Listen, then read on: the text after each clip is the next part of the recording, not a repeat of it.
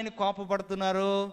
ఏ విషయంలో ఆయనకు కోపం వచ్చింది అని అంటే, దేవుని ప్రతిష్టకు, దేవుని యొక్క సన్నిధిలో జరగవలసిన కార్యము జరగకుండా ఏదైతే జరిగిందో దాని విషయంలో యేసుక్రీస్తు వారు ఏం పొందారట? ఆగ్రహము, కోపం వచ్చింది. అందుకే అక్కడ వ్యాపారాలు చేస్తుంటే అవన్నీ ఏం చేశారట?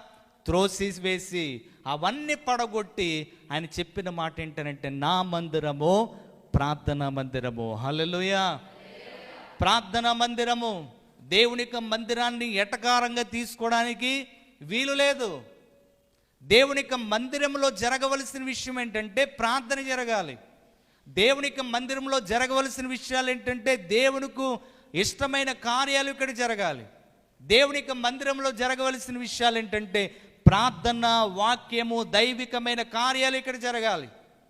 కానీ దేవుని యొక్క దేవాలయంలో జరుగుతున్న వ్యాపారాలను చూసి ప్రభు ఏం చేశారట? కోపపడి. అందుకే ఆయన కోపము ఎప్పుడు చూడలేనట్లుగా అక్కడ ఉన్న వారందరూ చూశారు. ఎందుకు ప్రభు కోపపడ్డాడు అంటే దానికి ఒక అర్థము, దానికి ఒక కారణము ఉంది.